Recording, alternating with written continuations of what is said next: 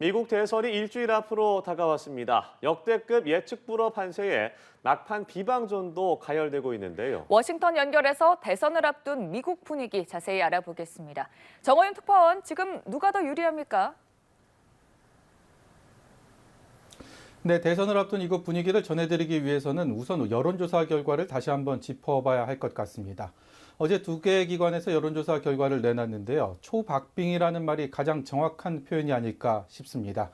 ABC 방송이 공개한 전국 지지율 조사에서는 해리스 부통령이 49%, 트럼프 전 대통령이 47%로 두 후보의 격차는 2%포인트에 불과했습니다. 조사 대상을 투표 의향자로 좁혀보니 해리스 51, 트럼프 47%로 조금 더 벌어졌습니다. 이달 초 같은 기관 조사 때 격차가 2%포인트였던 것에 비춰보면 해리스는 올랐고 트럼프는 조금 떨어진 건데요. 해리스는 역대 민주당 다른 대선 후보들에 비해 흑인과 히스패닉 등 유색인종 유권자의 지지를 받지 못했었죠. 대선일이 다가오면서 위기의식이 커지자 유색인종의 결집 현상이 나타났다는 분석이 나옵니다.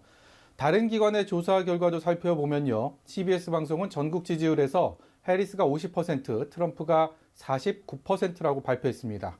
주목할 점은 두 후보의 격차가 크게 줄었다는 겁니다. 경합주 유권자 표심은 정확히 50대 50으로 갈렸는데요. 지난달에는 해리스가 트럼프를 3%포인트 앞섰지만 2주 전 격차는 1%포인트로 줄어들었고 이제는 동률을 기록한 것입니다. 어떤 조사 결과를 봐도 두 후보는 오차 범위 안에서 엎치락 뒤치락하고 있는데요. 그만큼 치열하다는 의미죠.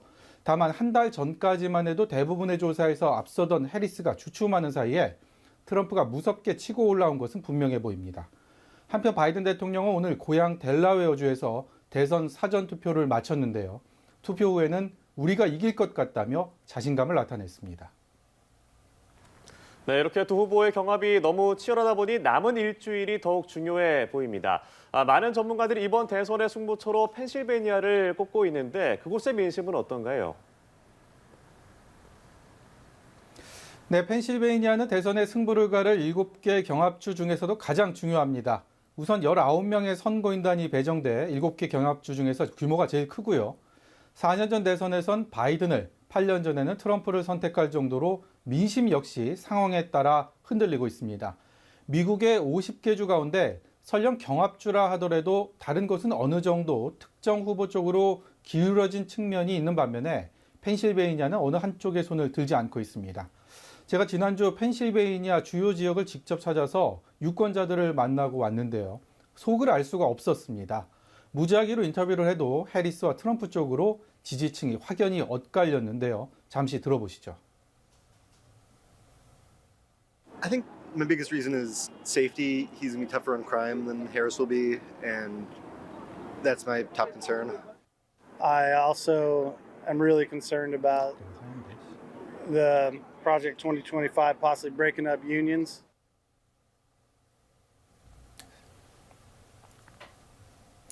최근 조사는 트럼프가 조금 앞선다는 결과가 많았지만 안심하기도 포기하기도 이를 정도로 격차는 미미합니다. 영국 이코노미스트는 미국 컬럼비아대와 공동 개발한 선거 예측 모델상 펜실베이니아에서 패배해도 대선에서 승리할 확률은 해리스 부통령이 13%, 트럼프 전 대통령은 10%에 불과하다고 전했습니다. 한마디로 펜실베이니아를 내주게 되면 승리는 어렵다는 의미입니다.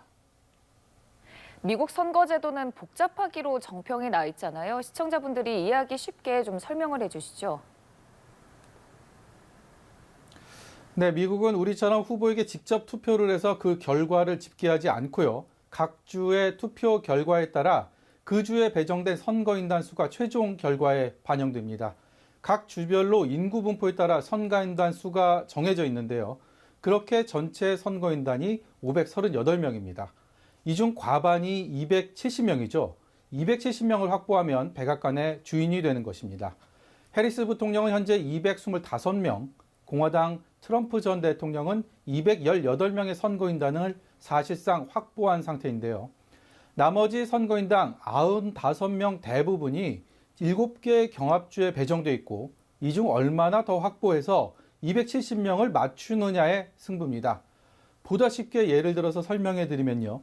최대 경합주 펜실베이니아의 인구가 약 1,400만 가량 되는데요.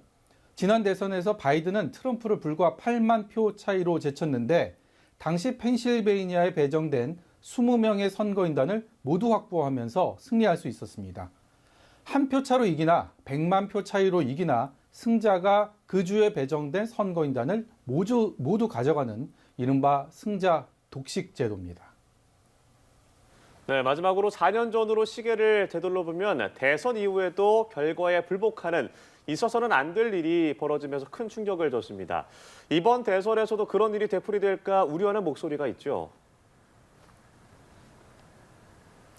네, 역대급 접전이 이어지다 보니까 대선 불복 사태에 대한 우려가 커지고 있는 것이 사실입니다. 투표함 뚜껑을 모두 열어봐야 승부를 가릴 수 있는 데다가 격차가 너무 적어서 모든 투표용지를 개표한 이후에도 승패를 확정해서 발표할 수 없는 상황이 오래 이어질 수도 있을 텐데요. 일부 주에서는 표차가 일정 수준 이하면 재검표가 이뤄질 수도 있습니다. 4년 전 미국 민주주의의 심장인 의회에서 폭동이 일어났던 기억 다들 있으실 겁니다. 당시 트럼프 후보가 대선 결과에 불복 의사를 비치면서 지지자들이 의회에 난입했던 사건이었죠. 미국 민주주의 역사에서 지우고 싶은 부끄러운 과거일 텐데요. 앞서 트럼프 전 대통령은 이번 대선에서 승리할 경우 의회 폭동으로 수감된 지지자들을 사면할 거라고 공언했었습니다. 이곳 시간으로 대선을 일주일 남긴 내일 해리스 부통령은 4년 전 트럼프가 당시 불복 선동 연설을 해서 의회 폭동을 촉발시킨 장소에 연설을 나설 예정입니다.